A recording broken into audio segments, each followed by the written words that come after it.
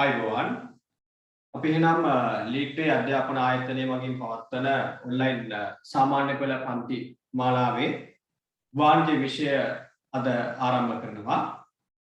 වාණිජ්‍ය විෂය ඉගෙනීමේදී මට පොඩි අභියෝගයක් තියෙනවා. ඒ කියන්නේ 11 වසර ළමයිට උගන්වන්න. මොකද 11 වසර ළමයෙක්ට ගොඩක් වෙලාවට ලොකු ගැටලුවක් තියෙනවා 10 වසර විෂය නිර්දේශයේ තිබෙන ගිණුම්කරණයේ කොටස. දැන් මෙතනදී අපි ලීඩ් අධ්‍යාපන ආයතනයේ වශයෙන් ඔන්ලයින් පන්තිය සඳහා 11 වසර ළමයි අන්තිම බඳව ගනිද්දී යාලට මග ඇරපු පාඩම් ගැන කොහොමද ඒක හදාරන්නේ කියලා කීප දෙනෙක් කෝල් කරලාත් අහලා තිබුණා.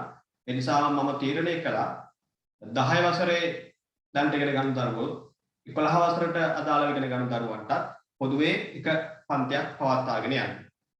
ඉතින්දී දැන් 11 වසර ළමයිට කොහොමද ගැටලුවක් වෙන්නේ නැහැ. මොකද විෂය නිර්දේශයේ මුලින්දම ආරම්භ වෙනවා. විශේෂයෙන්ම ගිණුම්කරණයේ කොටස. දැන් අපිට ව්‍යාපාර අධ්‍යයන කොටසදී පාඩම් කරලා අපිට දෙනවා ටෙක්ස්ට් බුක් එක ඉස්කෝලෙන් ඒක අධ්‍යයනය කරලා පාඩම් කරලා ප්‍රශ්න වල මුහුණ දීමට හැකියාව හදා ගන්න පුළුවන්. ඒ වුණත් අපේ පන්තියේදීත් ඒ ගැන අපි වෙනම සාකච්ඡා කරනවා. නමුත් ගිණුම්කරණය අමතක වුණා නම් අමතක වුණා. ඒ කියන්නේ අල්ලගන්න බැරි වුණා නම් දිගටම ඒක අපිට වද දෙන කාරණයක් වෙනවා. අනිත් කාරණේ මම උසස් පෙළ ගිණුම්කරණය උගන්වන ගුරුවරයෙක් වශයෙන් දන්න කාරණයක්. O level වලට කොමර්ස් විෂයේදී ගිණුම්කරණයට අසාර්ථකව මුහුණ දෙන නිසාම සමහර අය O level වලින් පසු A level කරන්න යද්දී කොමර්ස් තෝරගන්නේ නැහැ A level විෂයන්ට. කියන්නේ යාට තියෙන සමහර විට අර ඇවරේජ් රිසල්ට් එකක්. හොඳ රිසල්ට් එකකුත් නැහැ. ගණිත විෂයට B සාමාර්ථයක්, C සාමාර්ථයක්, විද්‍යා විෂයටත් ඒ වගේ තියෙන්නේ. නමුත් එයා කවදාවත් නේ සමහර අය ඉන්නවා කොමර්ස් කරන්න කැමති වෙන්නේ නැහැ A level පන්තියේදී. හේතුව O level වලදී කාපු පරිප්පුව මතක නිසා. කියන්නේ හර කළොත් කොහෙද බැර වෙන්නේ? බැර කරනවා හර කරනවා කියන කොහොමද හිතා ගන්න බෑ නේද? ඕවත් එක කොහොමද මම A level වලදී accounting පාස් කරගන්නේ කියලා නැති කර ගන්නවා බීතිකාව. ඒකට ලොකුම හේතුව වෙන්නේ අර අපේ සාමාන්‍ය පෙළ පන්තියේදී මේ පන්ති කාමරේදී අපි ඉගෙනගත්ත ගිණුම් කරන කොටස දේශාකාරව අධ්‍යයනය නොකිරීම. ඉතින් ඒ සාපයට ඔයාටත් ගොදුරු වෙන්න ඉඩ තියෙනවා A level පන්තියට ගියාම විෂය ධාරාවක් තෝරගන්න. නමුත් මම වග කියනවා මම අවුරුදු ගණනාවක් තිස්සේ උසස් පෙළ ගිණුම්කරණය සඳහා ළමුන්ට දේශන පවත්වලා දැන අත්දැකීම් එක්ක ඔයාට මේ සාමාන්‍ය පෙළ පන්තියේ ගිණුම්කරණ කොටස අමතක වෙන්න වරදින්න මග ඇරෙන්න ඉඩ තියන්නේ නැහැ. මේ වගේ පැත්තෙන් තියෙනවා කාරණයක් මම හිතනවා අද දෙමාපියොත් මේ දේශනය බලමින් ඉන්නව ඇති. දෙමාපියන්ගේ පැත්තෙන් වගේම දරුවෝගේ පැත්තෙන් විශේෂයෙන්ම තියෙනවා ඊට කරන වගකීමක්. මොකද්ද? මම කියන විදිහට වැඩ කරන්න ඕනේ. ඒ කියන්නේ මම කියන විදිහට කියන්නේ මේ මහා පරිමාණ දේවල් මහා පරිමාණ ටයිම් ටේබල් එකක් දීලා දවසේ මෙච්චර පැය ගාණක් කොමර්ස් වලට වැඩ කරන්න එහෙම දෙයක් නෙවෙයි. සුළු දෙයක් කරන්න තියෙන්නේ. මේ සතිය ඉගෙන ගන්න දේ ලබන සතියේ පන්තිට යන කලින් හදාරන්න ඕනේ. නැත්නම් තවක් කරන්න ඕනේ. ඒ වගේ අපි පොඩි ක්‍රම යොදාගෙන මේ විෂය බෝරින් නොවන විදිහට අපි හදාරගෙන යන්න ඕනේ. දැන් මම කියමින් හිටියේ 10 වසරේ පන්තියේ ඉගෙන ගන්න දරුවන්ට වගේම 11 වසර ළමයිටත් විෂය නිර්දේශය මුලදරම පටන් ගන්නවා කියන්නේ. එතෙන්දී 11 පන්තියේ ළමයිට ගැටලුවක් එන්න පුළුවන්. මේ කෙටි කාලය ඇතුළත අවුරුදු දෙකේ සිලබස් එක සම්පූර්ණ කරන්න පුළුවන් වේද? ඒක පුළුවන්. එහෙම බැරි කමක් නම් මම මේක පටන් ගන්නෙත් නැහැ. අනිත් එක මේක මම අත්හදා බැලීමක් වශයෙන් කරන දෙයක්ුත් නෙමෙයි. ඒ කියන්නේ මීට පෙරත් ඇතම අවස්ථාවලදී මට හමු වෙලා තියෙනවා විෂය නිර්දේශයේ කොටසක් මගේ අරමුණු ප්‍රහාස කර ගන්න දරුවන්. යාළ වෙනුවෙන් කෙටි කාලයක් ඇතුළත ව්‍යාපාර අධ්‍යයනයේ විෂය ප්‍රශ්න පත්‍ර හරහා ගිණුම්කරණයේ කොටස සම්පූර්ණයෙන්ම මුලසින් සරව ඉගෙනීම කරලා විභාගයට පෙර විෂය නිර්දේශය සම්පූර්ණ කරලා දෙනවා. ඒක සාමාන්‍ය පන්ති කාමරයේදී මුදයක්. පැය දෙකකට සතියකට පැය දෙකකට මට දරුවෝ ලබා බාර දීලා ඒ හරහා මම යාළට ලොකු වැඩ කොටසක් කරලා දුන්නා. නමුත් අපි දැන් මේ ඉගෙන ගන්න ඔන්ලයින් ක්‍රමයකට. මෙතනදී මම දකින විදිහට සාමාන්‍ය පන්ති කාමරයට වඩා ලොකු අවකාශයක් අපිට තිබෙනවා. හේතුව තමයි එකක් අපේ කාල සීමාව ඕන තරම් දීර්ඝ. හරි. මම කියමින් හිටියේ අපේ විෂය නිර්දේශය ආවරණය කරන ආකාරය. දැන් 11 පන්තියේ ළමයෙක් හිතන්න පුළුවන් මේ accounting ටිකක් සාකච්ඡා කරලා 10 වසරේත් 11 වසරේත් ව්‍යාපාර අධ්‍යයන විෂයත් කොටසක් සාකච්ඡා කරලා අපිට මේ කෙටි කාලය ඇතුළත මේක වැඩේ කරගන්න පුළුවන්ද කියලා. පුළුවන්. පුළුවන්. සාමාන්‍යයෙන් මම දන්න දේ තමයි ගොඩක් වෙලාවට සාමාන්‍ය පෙළ පන්ති එක්ක දරුවෙක් එක්ක ඉගැන්වීම් කරද්දී ගොඩක් වෙලාවට ගුරුවරයා වටා පිටාව ගැන යන පාර වගේම අපට තියෙන ගස්වල මල් ගැන සතුන් සිරිපාව ගැන කතා කරමින් කියන්නේ බොහොමයක් කරුණාකාරණා සාකච්ඡා කරමින් යන ගමනක්. නමුත් මට ආරම්භයේදීම කියන්න වෙනවා අපි ව්‍යාපාර අධ්‍යයනයේ විෂය කොටස සාකච්ඡා කරන්නේ බොහෝ වෙලාවට අර පන්ති කාමරයේ වගේ ලොකු කාලයක් අරගෙන නෙමෙයි මම ඔයාලට විභාග ඉලක්ක කරලා ප්‍රශ්න පත්‍ර දෙනවා. කියන්නේ සෑම විෂය කාරණයක්ම සෑම පාඩමක්ම ආවරණය වෙන ආකාරයට ඉලක්කගත ප්‍රශ්න පාඩම් දෙනවා උත්තර ලියන්න. ඒ උත්තර ලියාගෙන පන්තියට සහභාගී වෙන්න ඕන. ඊළඟට අපි මේ ප්‍රශ්න පත්‍ර සාකච්ඡා කරමින් පාඩම අවබෝධ කරගන්න. එතෙන්දී අපිට කාලය කළමනාකරණය කරගන්න පුළුවන්. අනිත් අවස්ථාව තමයි මම කලින් කිව්වා වගේ මේක ඔන්ලයින් පන්තියක්. දැන් ඉස්සර නම් හවස 5 වෙද්දී 6 වෙද්දී අපිට රැ වෙනවා බස් නැහැ. ගෙදරින් එන්න කෙනෙක් නැහැ කියලා පන්තියෙන් අපිට ගෙදර යන්න වෙනවනේ. දැන් මේ පන්තිය පටන් ගන්නෙත් රැ 7ට. දැන් වා කියන්න පුළුවන් එතකොට රැ 12 වෙනකන් අපිට ඉන්න බෑ අපේ ෆෝන් එකේ බැටරි බහිනවා අපිට නිදිමතයි කියලා. අපි ඒකට විසඳුම් හොයාගමු. ඊළඟ කාරණය දැන් accounting වගේ විෂයකදී පාට එක වතාවයි පන්ති කාමරයට ඇවිල්ලා ඉගෙන ගනිද්දී ඇහෙන්නේ ගුරුවරයා කියන්නේ. එක වතාවක් ගුරුවරයා පැහැදිලි කළොත් ඒක වාගේ කාරණා ඇහෙන්නේ එක වතාවක්. ඒක අමතක වුණොත් ඒක මිස් වුණොත් එතනින් එහාට වාට ඒක ගැන අවබෝධයක් ගන්න හැකියාවක් නැහැ. නැත්තම් ගුරුවරයා පෞද්ගලිකව හම්බ වෙනවා. නමුත් අපේ පන්තියේ තියෙන විශේෂත්වය අපි සෑම දිනයකම ඉගැන්වීම් කරන මේ සෑම පාඩම් මාලාවක්ම අපි රෙකෝඩින් එක ඔයාලට බලන්න දෙනවා. දෙද්දිත් අපි පොරොන්දු වෙනවා ඒ රෙකෝඩින් එක අපේ සර්වර් එකෙන් ඉවත් කරන්නේ නැහැ කියලා ඔයා විභාගයට පිළිස් නැතුව. එහෙනම් අපිට මාස කිහිපයක් ගියාම පැරණි මාසයක පාඩමක් අමතක වුණාද? විෂය කරුණක් තේරෙන්නේ නැද්ද? තම දෙකක් කියන එක අල්ලගන්න. එකක් ඔයාලට පුළුවන් මාධ්‍යකතරේ සම්බන්ධ වෙන්න. එහෙම නැත්නම් පුළුවන් අදාළ වීඩියෝ එක නැවතතාවක් බලන්න. ඉතින් එච්චර පහසුකම් තියෙද්දි අපි කියනවා පොදුවේ කියන ඔන්ලයින් ක්‍රමය අසාර්ථකයි කියලා. ඔව්. ඔන්ලයින් ක්‍රමය අසාර්ථකයි. අපි මේ ඔන්ලයින් ක්‍රමයේ තියෙන තාක්ෂණික මේවනම් තාක්ෂණික පහසුකම් හරියට පාවිච්චි කරලා නැත්නම්. එතෙන්දී අපිට සිග්නල් ගැන දැන් ඔයාලා මාත් එක්ක සම්බන්ධ වෙන්නේ Zoom app එක හරහා. එතනදී ඔයාලට සමහර විට මම ඔයා කතා කරන මේ ටයිම් එකේදී ඔයාලට සිග්නල් ප්‍රශ්නයක් එන්න පුළුවන්.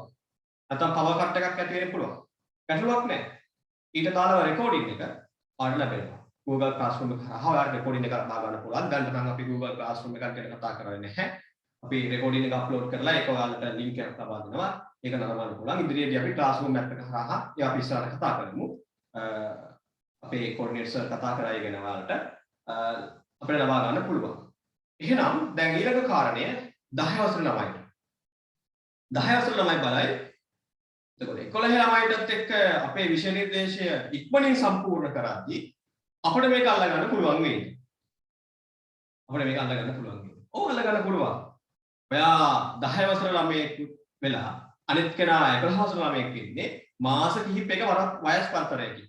10 වසර ළමයෙක් 11 වසර ළමයෙක් කියන්නේ අවුරුදු ගානක වයස් පරතරයක් නැහැ. ඒ නිසා ඒක ගැටුවක් නැහැ. ඒක නම් ඔයාලා කොහොමද දන්නවත් ඇති නේද? අපි දන්නවනේ කොහොමද 11 පන්තියේ අයියලාට සත දාගෙන ඉන්න 10 පන්තියේ අයියලාත් දැකලා තියෙනවා. එහෙනම් ඒක ගැටලුවකුත් නැහැ කියමුකෝ වයස් පරතරය. අපි 10 වසර සිලබස් එකක් 11 වසර සිලබස් එකක් එක අවුරුද්දක ඉගෙනගෙන ඊළඟ අවුරුද්ද මොනවද කරන්න කියලා ආයෙ මගෙන් අහන්න පුළුවන්.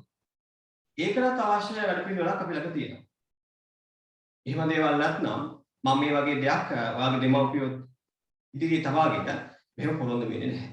එහෙනම් දැන් අනිත් කාරණය මෙතන අපේ ආයතනයට සම්බන්ධ වෙන ගොඩාක් දරුවන් ලීඩ් ඇකඩමි පෞද්ගලික සමාගම කියන ආයතනය ගැන දරුවත්භාවයක් නැහැ.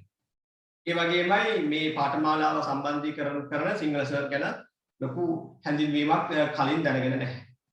ඒ වගේමයි මම පාලව දකින්නේ පළවෙනි වතාවට වෙන්න පුළුවන්. වෙන්න පුළුවන් නේ බොහලාවට මම රුවන් කුමාරනායක කියන ගුරුවරයා මේ දකින්න පළවෙනි දවසේ ආවා. ඒ නිසා අපට සිදු වෙනවා මෙතනදී විශ්වාසයක් ඇති කරගන්න. විශ්වාසයක් ඇති කරගන්න. ඒක මට ඔයාගේ හිත ඇතුළේ බලෙන් පවත්වන්න බෑ. ඒ නිසා මම දවස් කීපයක් ඔයාලට දෙන්නම්. මම කොහොමද ඉගැන්වීම් කරන්නේ? මම කොහොමද පන්තිය හසුරවන්නේ කියලා අධ්‍යයනය කරන්න. ඒ වගේමයි මම ඉල්ලීමක් කරනවා මාව විශ්වාස කරන්නත් වෙනවා. හරිද? කියන්නේ මම උසස් පෙළ පන්තියේදී අපි මාස 6න් A level පාඨමාලාවක් කරනවා. ඔයාලා අහලා තියෙන්නේ ඒක නා මාස 6න් A level කියලා ගොඩාක් පාඨමාලා තියෙනවා දැන්. ලංකාවේ පළවෙනි වතාවට ඔය සංකල්පය හඳුන්වා දුන්නේ මමත් තුසන්න ඒකනායක සර්වත් සම්බන්ධ වෙලා.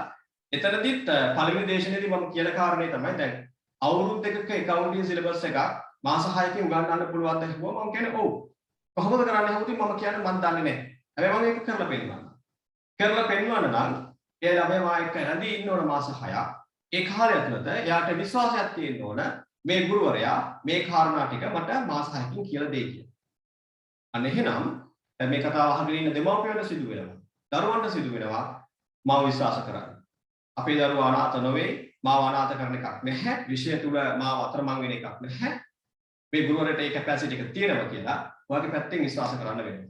ඒ ඇයි මීට පෙර ඔයා මාව දන්නේ නැති නිසා. මාව දන්න කෙනෙක් නම් ගැටලුවක් නැහැ. මම ප්‍රතිඵල පෙන්නලා තියෙනවා. අනිවාර්යයෙන්ම දරුවන්ට අවශ්‍ය විෂය කාරණා අවශ්‍ය වෙලාවට සම්පූර්ණ කරලා දෙලා තියෙනවා. එහෙම කෙනෙකුට ගැටලුවක් නැහැ. මම ගැන නොදන්නා කෙනෙක්ට කියන්නේ සැකයක් තියාගෙන නම් පන්තියත් එක්ක සම්බන්ධ වෙන්න එපා. දෙකඩියාවේ 10 වසර ළමයෙක් ඉඳනවා නම් 10 වසර සිලබස් එකත් 11 වසර සිලබස් එකත් මෙයා වේගින් ඇදලා මට ඒක ග්‍රහණය කරගන්න බැරි වෙයි කියන්නේ. එහෙම දෙකඩියාවක් තියාගෙන සම්බන්ධ වෙන්න එපා. ඔයාට මම උගන්වන කරුණු කාරණා පළවෙනි දවස් කීපේ උගන්වන ක්‍රම එක්ක ඔයාට වටහා ගන්න පුළුවන්. ඔයාට අවබෝධයක් ගන්න පුළුවන් නම් මගේ ක්‍රමත් එක්ක ඔයාට ගමනක් යන්න පුළුවන් කියලා දිගටම සම්බන්ධ වෙන්න. අනේ නැත්තම් කරුණා කරලා පන්තියෙන් ඉවත් වෙන්න. ඊළඟට අහන්න පුළුවන් දැන් සහභාගී පිරිස අඩුයි නේද ඔන්ලයින් සර් දිගටම පන්ති කරයිද කියලා. ඔව්. මෙතනදී හේතු දෙකක් නිසා කොමර්ස් වලට ළමයි අඩු වෙලා තියෙනවා. එකක් මේක ප්‍රධාන විෂයක් නොවන නිසා ගණිතය, විද්‍යාව, සිංහල වගේ විෂයන් වල වගේ ළමයි ප්‍රමාණයක් එකවර ආකර්ෂණය වෙන්නේ නැහැ. අනිත් කාරණය අපේ පන්තියත් එක්ක සහභාගී වෙන හැම ළමයෙක්ම ඔන්ලයින් එන්නේ නැහැ. යාළුවට රෙකෝඩින් එක ගන්න පුළුවන්. මොකද පාසල් වල යාළුවා ගණිත උපකාරක පන්ති වල ටයිම් එකකුත් එක්ක මගේ පන්තිය එකම වෙලාවෙ සෙට් වුණත් ඉතින් යාළුවා තීරණයක් ගන්නවා මොන පන්තියද වැදගත්කමක් දෙන්නේ කියලා. කොමර්ස් පන්තියකුයි ගණිත පන්තියකුයි එකම වෙලාවෙ දුන්නොත් බොහෝ වෙලාවට අනිත් දරුවෝ ගණිත පන්තියට ප්‍රයෝරිටි එක දෙනවා. කොමර්ස් පන්තිය ගැන පස්සේ හිතනවා. ඒ වගේ කාරණාත් එක්ක මම මේක අදාරිමත් වෙන දෙයක් නෙවෙයි. මට දැන් කොහොමවත් පන්ති ගාමනේ කියන එක හිස් අවකාශයක් නේ. මේ ඔන්ලයින් ක්‍රමෙට උගන්වද්දී මම ගන්නන්නේ කැමරාව. අපේ A level පන්තිය ළමයි 500ක් ඔන්ලයින් ආවා. ඒ 500 දෙනාම මට එයාලට මාව පේනවා. මට පේන්නේ මගේ ඉස්සරහ තියෙන කැමරාව විතරයි. ඒ නිසා දැන් මම මේකට පුරු වෙලා තියෙන්නේ. ඒ කියන්නේ හිස් පන්ති කාමරයක හිස් කාමරයක ඉඳගෙන උගන්වන එක. ඒ නිසා මෙතන ඔන්ලයින් ඉන්නේ එක්කෙනාද ඒක ගැටලුවක් නැහැ. එහෙමත් අවස්ථාවක් තිබිලා තියෙනවා. ඒ කියන්නේ අපි අර කර්ෆියු දාපු කාලේ අපේ ළමයිට ඔන්ලයින් එන්න බැරි වුණාම අපිට සමහර විට ඔන්ලයින් දුන්න ටයිම් එකේ අපි ඉගැන්වීම් කරනවා. එයාලා රෙකෝඩින් එක දෙනවා තනියම උගන්වපු දවස් තියෙනවා. තනියම Zoom එකට ලොග් වෙනවා. තනියම පන්ති ඉගැන්වීම් කරනවා. ඒ කියන්නේ ඔන්ලයින් වත් එක ළමෙක්වත් නැහැ. අවසානයේ යාළුවට ඒ රෙකෝඩින් එක ලබා දුන්නා. එහෙම නිසා මට මේ පැය කිහිපයක් මිලඟු කරලා ළමෙක් හිටියත් දෙන්නෙක් හිටියත් මේ පන්තිය කරගෙන යන එකේ මට කිසිම ගැටලුවක් නැහැ. ඒ නිසා පටන් ගත්තොත් මේ පන්තිය ඔයාව විභාගයට පිළි සිටිනතුරු ඉගැන්වීම් කරලා මේ විෂය කාරණා ටික සම්පූර්ණ කරලා දෙන්න. හරි. අද දවසේ ඇතුළත මම විශේෂ කාරණා කීපයක් කතා කරලා පන්තිය නතර කරනවා. වෙන මගේ පැත්තෙන් දැන් පන්තිය ගැන නැත්නම් මගේ සබ්ජෙක්ට් එක ගැන ලොකු හැඳින්වීමක් කරන්න දෙයක් නැහැ. මට දැන් පුළුවන් තා පොඩි වෙලාවකින් ඔයාලත් එක්ක පළවෙනි දවසේ පාඩම ආරම්භ කරන්න. ඊට කලින් මොනවා හරි ඔයාලට මගෙන් දැනගන්න දෙයක් තියෙනවා නම් දෙමාපියන්ට මගෙන් දැනගන්න දෙයක් තියෙනවා නම් දැන් අහන්න පුළුවන්. ඊළඟට ඔයාලා දෙමාපියන්ට කතා කරන්න පොඩි අවස්ථාවක් දීලා ඊට පස්සේ මම පාඩම පටන් ගන්නවා. ඉන්න මේ ළමයි කිප්ලරත් සමග. හරි. එහෙනම් මම දැන් පාඩමේ පොඩි ආරම්භයක් ගන්නවා. අපේ පළවෙනි පාඩම තියෙනවා ව්‍යාපාර පසුබිම.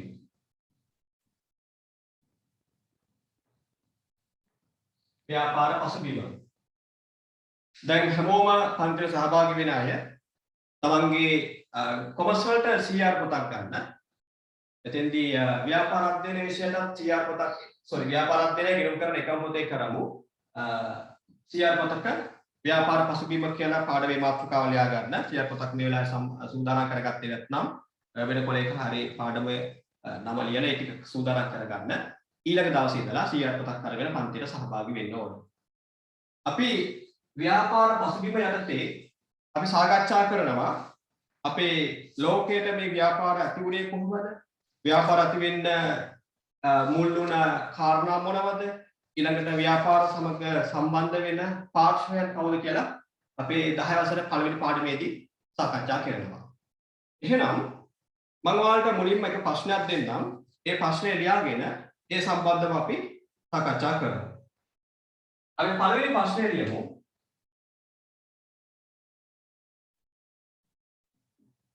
ව්‍යාපාර ආරම්භ වීම කෙසේ සිදු වීද?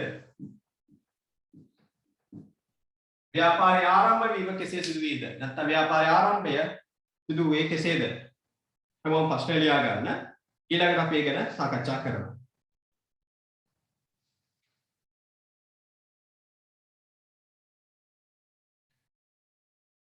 ව්‍යාපාර ආරම්භ වීම කෙසේ සිදු වීද? දැන් උත්තරේ ලියා ගන්න කලින් අපි මෙහෙම දෙයක් කියමු. අපි මිනිසා ක්‍රමක්‍රමයෙන් පරිණාමය වෙද්දී අපි දන්නවා ගල් යුගයේ ඉඳලා එළේර යුගයේ ගොවිතැන් යුගයේ ආදී වශයෙන් එක එක යුග පසු කරලා ආවා. අද වෙන විට අපි කියනවා නූතන මිනිසෙක් මේ සමාජයේ ඉන්නවා කියලා. එතෙන්දී නම් අපි නූතන මිනිසක් කියන්නේ සතාට වඩා අතීතයේ හිටපු වානරය හෝ වෙනත් මානවයෙක් හොඳයි කියලා වෙලාවකට හිතනවා අපි කරන වැඩ ගැන අපිටම කලකිරීමක් ඇති වෙද්දී.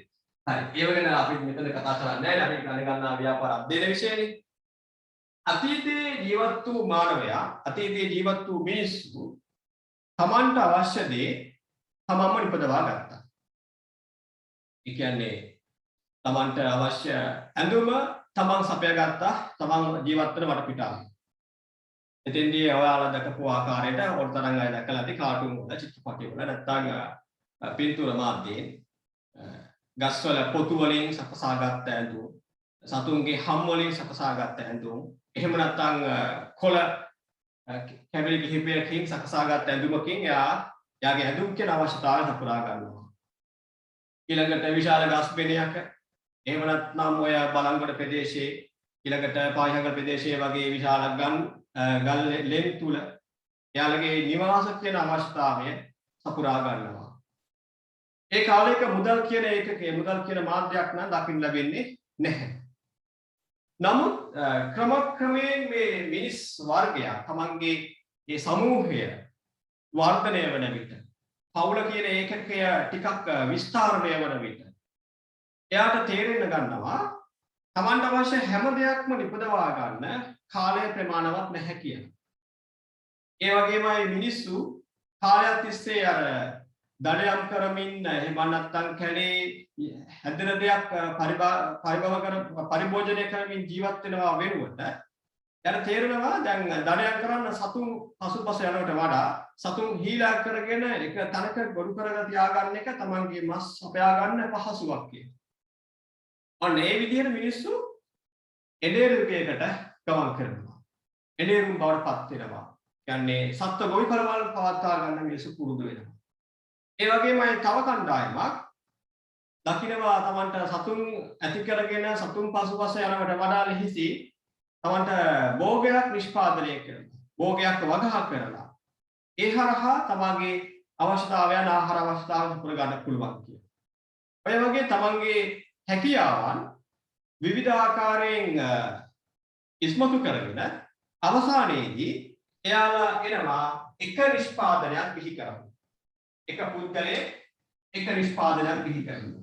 අපි හිතමු පළවෙනි පුද්ගලයා ධාන්‍ය වගාකරුවෙක් බවට පත් වෙනවා. තව පුද්ගලයෙක් මස් පිණිස සතුන් ඇති කිරීමට පුරුදු වෙනවා. තවත් කෙනෙක් ඉන්නවා ඔය දෙකම කරන්න කැමති නැහැ. ගෙදරලා වාඩි වෙලා මොනවා හරි අමුණවන ඉන්න කැමති. එයා මොකද කරන්නේ? හැඳුම් නිෂ්පාදනය සඳහා හැඳුම් මහන්න ටික ටික පුරුදු වෙනවා. ඔන්න ඔය ආකාරයට තව කෙනෙක් ඔන්න ඉන්නවා ගස් ගෙඩි කනන්න හරි දක්ෂයි. එයා මොකද කරන්නේ? පළතුරු සම්බන්ධව අධ්‍යයනය කරනවා. පළතුරු අධිකතු කරන්න, පළතුරු වගා කරන්න ඔය ආදි වශයෙන් පුරුදු වෙනවා. හැබැයි මේ මිනිසුන්ට අනිකුත් අවශ්‍යතාවයනුත් තියෙනවා. දාන වගා කරන කෙනාට මස් ඕන.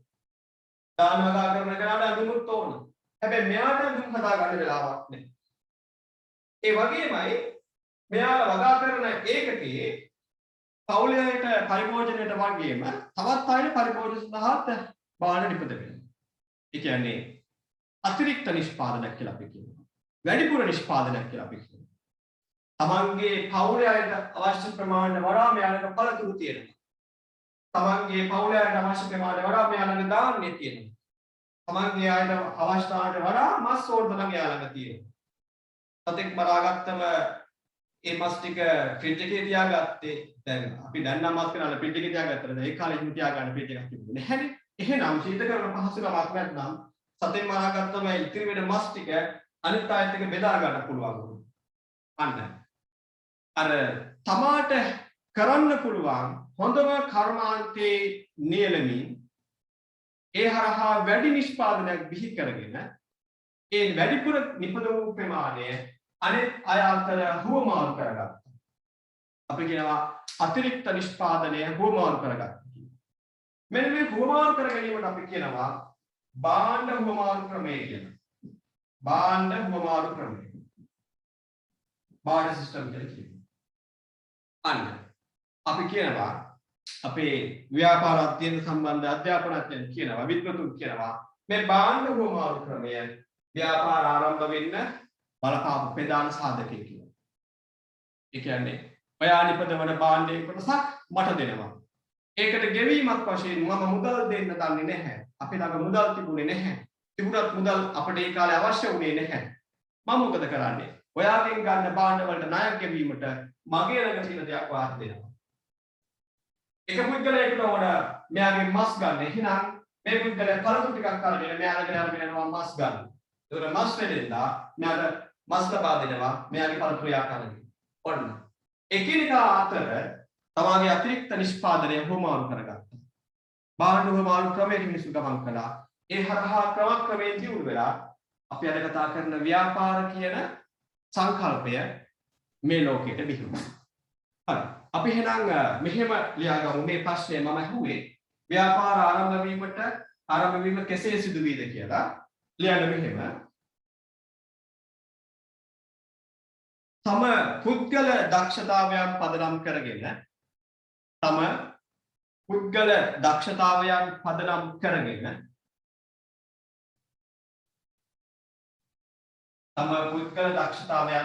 කරගෙන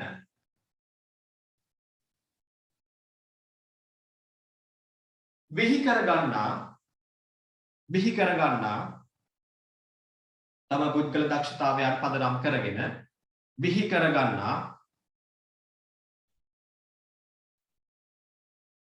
අතිරික්ත නිෂ්පාදනය එකිනෙකා සමග තම පුද්ගල දක්ෂතා පදනම් කරගෙන බිහි කරගන්නා අතිරික්ත නිෂ්පාදනය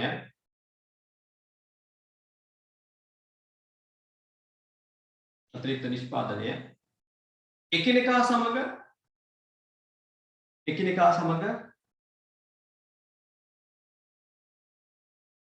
හුවමාරු කර ගැනීම හෙවත්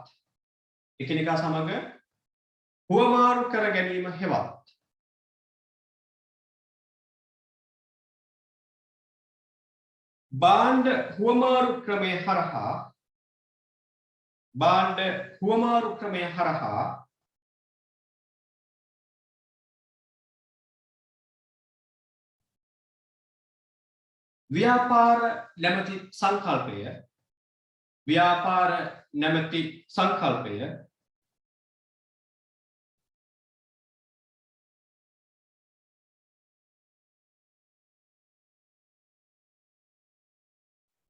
ව්‍යාපාර නැමැති සංකල්පය බිහිවිය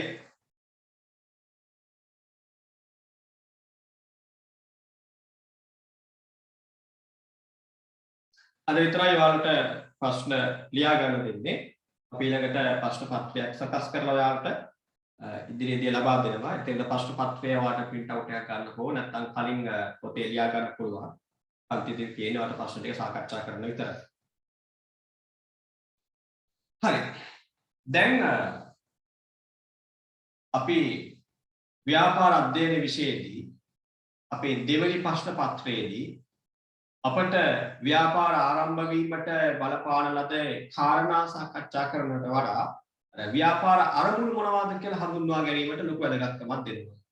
මම හිතනවා ගොඩක් අය ළඟ දැන් පාස් පේපර් පොත ඇති කියලා. පාස් පේපර් පොත අරගෙන බලන්න.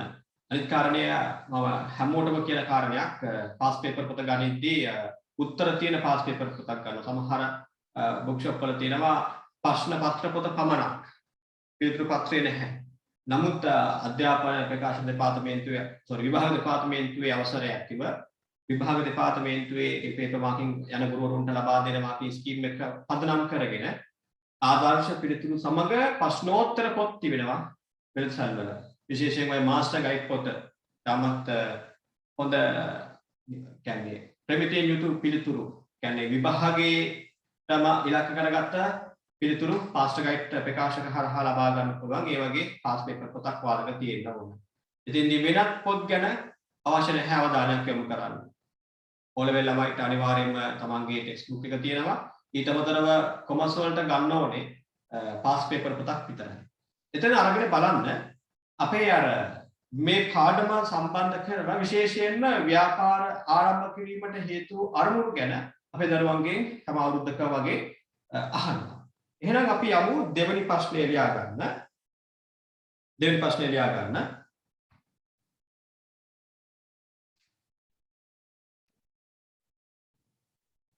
ව්‍යාපාර අරමුණු මොනවාද? ව්‍යාපාර අරමුණු මොනවාද?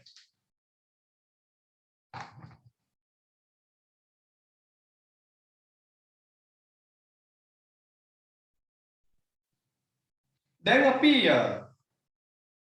මේ ප්‍රශ්නයේදී ඔයා දැන් සාමාන්‍යයෙන් අර පන්ති කාමරයේදී ගුරුවරයාත් එක්ක මේ පාඩමට සම්බන්ධ වෙද්දී ගුරුවරයා වාට චිත්‍රයක් මවලා දෙනවා.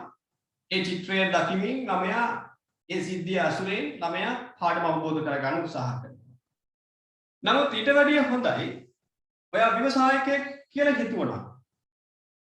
දැන් බලන්න අපේ වෙනපොත් අරගෙන බැලුවොත් ව්‍යාපාර අධ්‍යයනය හා ගිණුම්කරණය කියන මේ විෂය සම්පාදනය කරන ඒ සම්පාදන මණ්ඩලයේ අරමුණ වෙන්නෙම මේ විෂය ඉගෙන ගන්න දරුවන්ගේ සුළු පිරිසක් හෝ අනාගතයේ මේ රටේ ව්‍යවසායකයෝ වෙනවාද කීම පරමාර්ථය.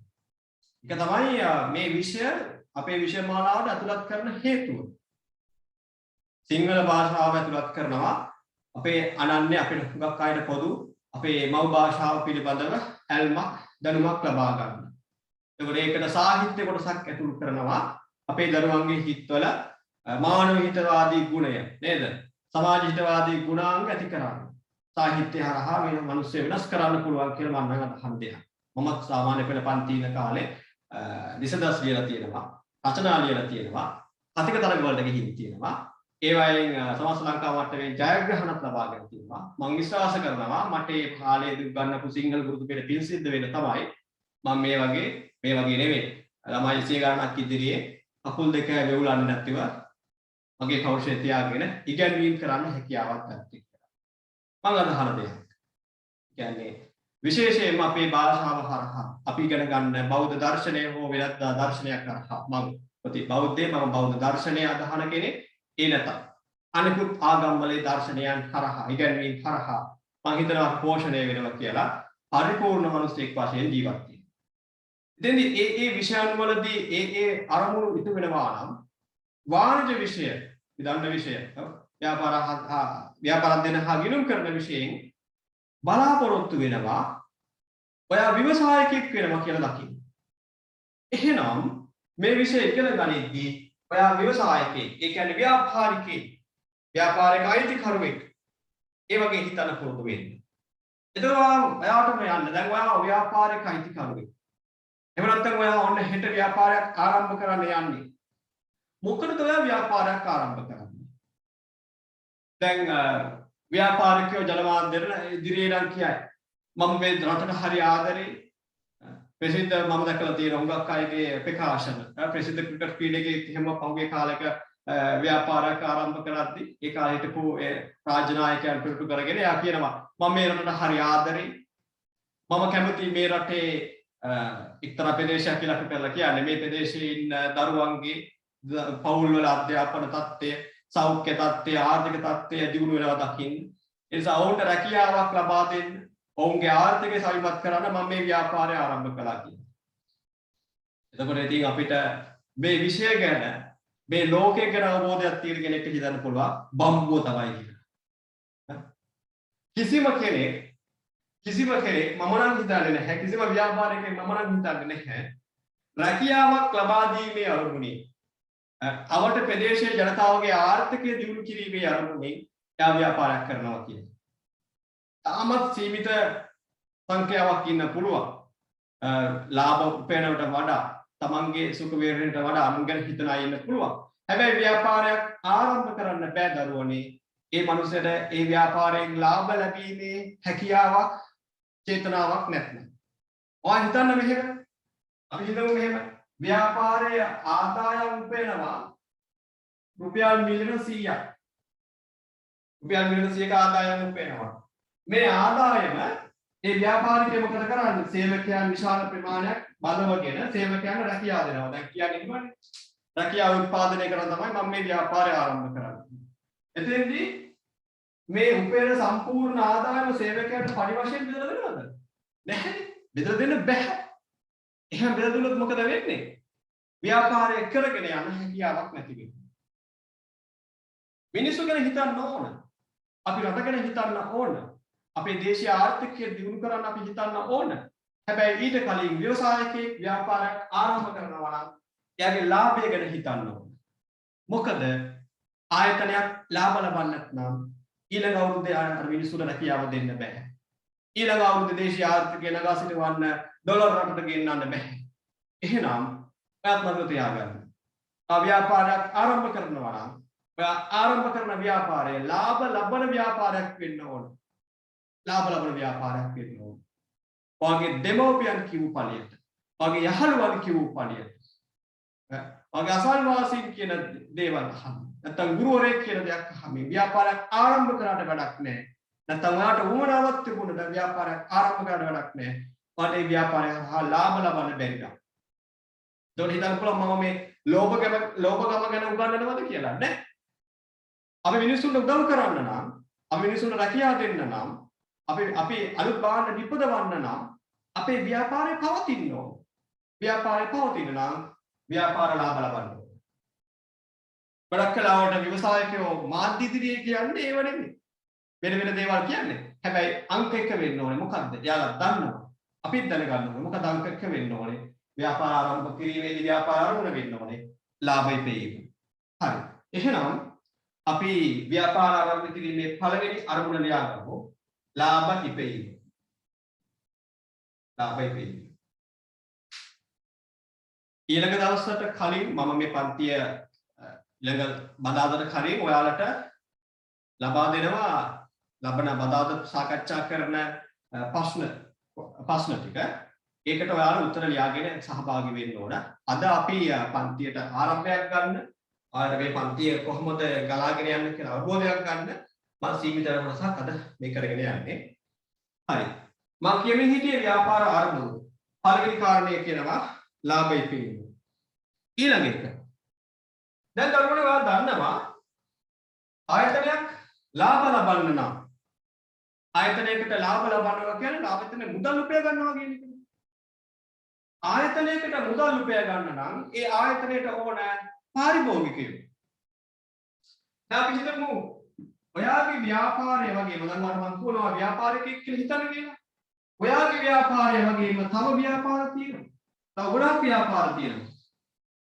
අපි දැන් ගත්තොත් ඔය සුපර් මාකට් එක නම් වලින් සුපර් මාකට් තිබෙනවා. අර ශාඛා ජාලයක් තියෙන මහා පරිමාණ සුපිරිවැරසල තිබෙනවා. කාගිල්ස් ඒ ආදී වශයෙන්, පාපිකෝ ආදී වශයෙන් ඒ වගේමයි ඒ ප්‍රදේශවල තනි පුද්ගල ව්‍යාපාර වශයෙන් අර දැන් අර සුපිරියර් විශාල ක්‍රමයට අතිව ව්‍යාපාර තියෙනවා. එතකොට එක හා සමාන සේවයක් සපයන ඕනතරම් ව්‍යාපාර තියෙනවා. හැබැයි මේ හැම ව්‍යාපාරයකටම යන්නේ එක පාරිභෝගික කුලක පාරිභෝගික කණ්ඩායම. එහෙනම් ඔයාගේ ව්‍යාපාරය මේ මැද තියෙන ව්‍යාපාරය තමයි ඔයාගේ. ඔයාගේ ව්‍යාපාරය ලාභ ලබන්න නම් දැන් ඔයාගේ ප්‍රධාන අරමුණ වෙන්නේ මොකද්ද? ලාභයි තියෙන්නේ. ඔයාගේ ව්‍යාපාරේ ලාභ ලබන්න නම් ඔයා වග බලා ගන්න ඕන. ඔයාගේ පාරිභෝගිකයෝ ඔයා ළඟට ගෙන්ව ගන්න. ඔයා ළඟට ආවේ නැත්නම් ඒ පාරිභෝගිකයා ඒ බඩගින්න ඉන්න නිසා නෙමෙයි. එයා වෙනත් තැනකට යනවා. එහෙම නැත්නම් වෙනත් තැනක ඉන්න පාරිභෝගිකයෝ ඔයා ළඟට ගෙන්වා ගන්න ඕන. ඔයාගේ ආයතනයේ ලාභ උපයන්න නම්. එහෙනම් අපි කොහොමද පාරිභෝගිකයෝ අපි ළඟට ගෙන්න ගන්නේ? අපි කොහොමද පාරිභෝගිකයෝ අපි ළඟට ගෙන්වා ගන්නේ? ගෙදරට ගිහලා පීයක් පෙරලා අපේ කඩේ බඩු ගාදරයක් අතෝ මරනවා කියන්නේ එහෙම බෑනේ. එහෙම කරන්නේ. ඒ කැලෑලිච්චි. අපි ජීවත් වෙන සමාජය ඇතුළත එහෙම දේවල් කරන්න බෑ. කරන්න ඕන කවුරුත් නැහැ. එහෙම කරන්න හැකියාවක් තිබුණොත් කරන්නේ නැහැ. නේද? ඒක ව්‍යාපාර ලෝකයේ ආචාර ධර්ම වලට පටහැනි. සමාජ ආචාර ධර්ම වලට පටහැනි. බලෙන් බලහත්කාරයෙන් පාරිභෝගිකයෝ ගෙන්න ගන්න බෑ. එහෙනම් අපි කොහොමද කරන්නේ? අපිත් එක්ක වැඩ කරන පාරිභෝගිකයා වෙනත් කෙනෙක් ළඟට යන පාරිභෝගිකයා අපේ ළඟට ගෙන්න ගන්න නම් අප ළඟ තියෙන්න ඕන අනිත් අය ළඟ නැති ව්‍යාපාරික ගුණාංග. අපේ ව්‍යාපාරයේ තියෙන්න ඕන අනිත් අය ළඟ නැති පහසුකම්. අපි ළඟ තියෙන්න ඕන අනිත් භාණ්ඩවල සාපේක්ෂව ඉහළ ගුණත්වය. ඒ හරහා මොකද වෙන්නේ? අපේ පාරිභෝගිකයෝ අපිත් එක්ක හිතවත් වෙනවා. අපේ ව්‍යාපාරයට ඇල්මක් දක්වනවා. එහෙනම් අපිට ඒකට කරන්න තියෙන්නේ මොකද්ද? අපේ පාරිභෝගිකයාගේ තෘප්තිය ඉහළ නංවන්න ඕන. පාරිභෝගිකයා අපේ භාණ්ඩය පාවිච්චි කරලා පාරිභෝගිකයා අපේ සේවාව පරිභෝජනය කරලා සේවාව ලබාගෙන එයා සෑහීමකටපත් වෙනවා නම් එයා හිතනවා නම් මම ගෙවූ මුදලට මට හොඳ සේවාවක් මේ ව්‍යාපාරයෙන් ලැබුණා කියලා ඊළඟ දවසේ අපේ ව්‍යාපාරයට ඒ පාරිභෝගිකයා ළඟා වෙනවා. දැන් මම අද පන්තිය පටන් ගනිද්දිම කිව්වෙත් ඒකනේ. ඔයාලට තියෙනවා මම අධ්‍යයනය කරන්න කාලයක්. දැන් මම තමයි ව්‍යාපාරිකයෙක්. මම කරන ව්‍යාපාරය. ඔයා තමයි මගේ පාරිභෝගිකයෝ. එතකොට මම ගන්නවා වාණිජ විෂය උගන්වන එකම ගුරුවරයෙක් මම නෙමෙයි. ඕන තරම් ඉන්නවා මේ ටියුෂන් ශාස්ත්‍රයේ ඕන තරම් ඉන්නවා සාමාන්‍ය පෙළ පන්ති දරුවන්ට වාණිජ විෂය උගන්වන ගුරුවරු. ජනප්‍රිය ගුරුවරු. පාසල් ගුරුවරු. ඊළඟට විශ්වවිද්‍යාල සිසු මමත් පටන් ගත්ත ටියුෂන් ඒ විදිහට කැම්පස් එකේ ඉන කාලේ. ඒ වගේ බැලුවම මම දැනගන්න ඕන මගේ ලාභය උපයන්න නම් මම ළඟට ළමුන් ගෙන්වා ගන්න. ආපු ළමයි රැක ගන්න දැනගන්න කොහොමද? ඔයාට නිසි දේ දීලා. ඒකයි මම කිව්වේ. ටික දවසක් මම අධ්‍යයනය කරනවා. ටික දවසක් මාත් එක්ක ඉගෙනගෙන බලන්න. මගේ ක්‍රමය වාට සෙට් වෙනවද? හැබැයි එහෙම එකක් තියෙනවා. මගේ කඩේ හැමෝටම ඕන බඩු නැති වෙන්න පුළුවන්. හાર્ඩ්වෙයාර් එකකට ගිහිල්ලා සීනි ඉල්ලන්න බෑ. නේද? හાર્ඩ්වෙයාර් එකට ගිහිල්ලා සීනි කිලෝ 5ක් දෙන්න කිව්වොත් ඒක ගන්න බෑ. ඒ වගේ ඔයා බලාපොරොත්තු වෙන භාණ්ඩය මගේ කඩේ නැත්නම් ඔයාලට පුළුවන් වෙන කඩේකට යන්න. ඔයා බලාපොරොත්තු වෙන භාණ්ඩය මගේ කඩේ තියෙනවා නම් ඔන්න ඔයාලට පරිභෝජනය කරනවා. ඒකේ රසාස්වාදය බලනවා. ඒකේ තෘප්තියක් තියෙනද කියලා බලනවා. හොඳයි නම් දිගටම මත් එක්ක සම්බන්ධ වෙන්න. නැත්තම් පුළුවන් වාට වෙන තැනකට යන්න. ඒක තමයි ව්‍යාපාරයේදී සිදු වෙන්නේ. අන්න. එහෙනම් අපේ ව්‍යාපාරික අරමුණු වල ඊළඟ ප්‍රධාන අරමුණ වෙනවා මොකද්ද? පාරිභෝගික තෘප්තිය ඉහළ නැන්වීම. අපි ලියමු එහෙම. පාරිභෝගික තෘප්තිය ඉහළ නැන්වීම. ව්‍යාපාරික අරමුණු වල දෙවෙනි අරමුණ දෙනවා. පාරිභෝගික තෘප්තිය ඉහළ නැන්වීම. හරි. අපේ විෂය නිර්දේශය තුල දැන් මට සීමා වෙනවා සාමාන්‍ය පෙළ විෂය නිර්දේශයට. එතනදී අපි කියනවා මේ තමයි ව්‍යාපාර ආරම්භ කිරීමේ ප්‍රධානම අරමුණ කියන්නේ. ප්‍රධානම අරමුණ. ඊට අමතරව ව්‍යාපාරවල තවත් අරමුණු කිහිපයක් තියෙනවා. ඒවත් ලියාගමු. භාණ්ඩ හා සේවා ගුණත්වයේ ඉහළ නැංවීම. භාණ්ඩ හා සේවා ගුණත්වයේ ඉහළ නැංවීම.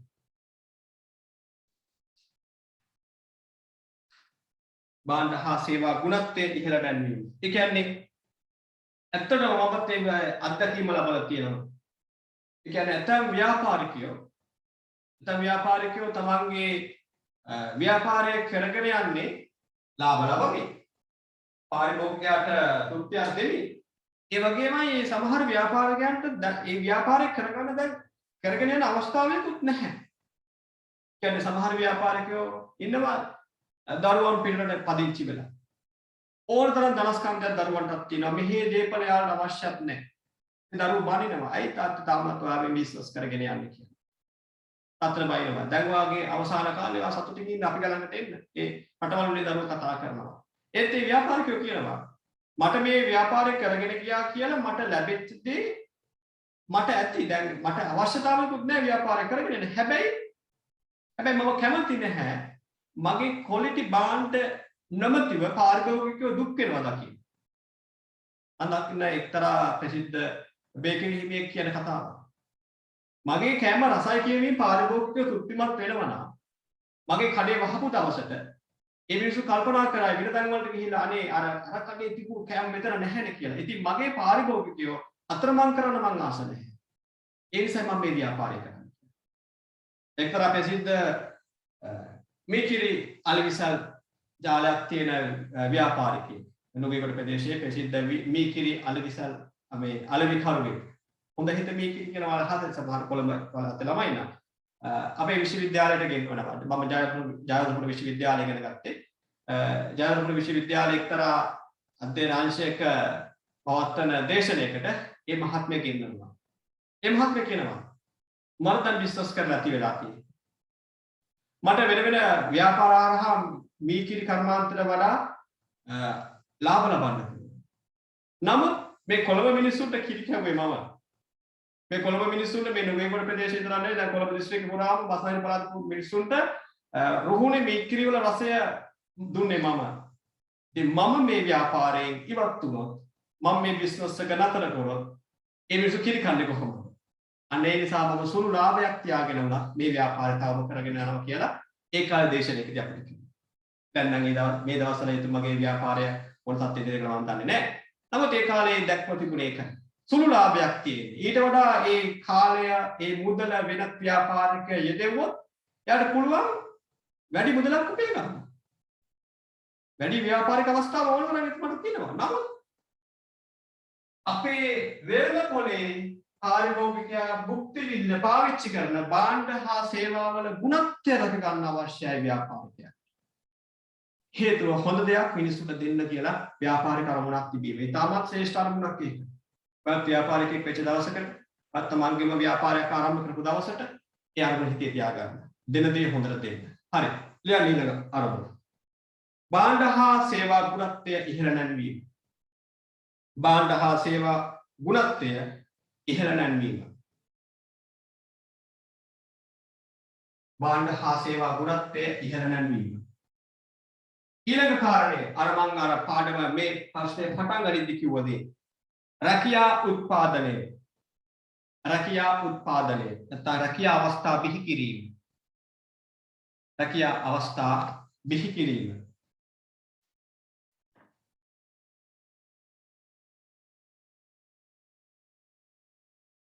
රැකියා අවස්ථා බිහි කිරීම. ඊළඟ අරමුණ සේවක සුබසාධනය. ව්‍යාපාරයක් පවත්වා ගන්නව නම් සේවකයන් හොඳට සලකන්න ඕන. නැත්නම් දක්ෂ සේවකයෝ අපිත් එක්ක ඉන්නේ නැහැ. දැන් නැත්නම් ව්‍යාපාරිකයෝ නැත්නම් මහා පරිමාණ සමාගම් තමන්ගේ සේවකයන්ට වැටුපට අමතරව බෝනස් දෙනවා. වැටුපට අමතරව වෛද්‍ය පහසුකම් ලබා දෙනවා.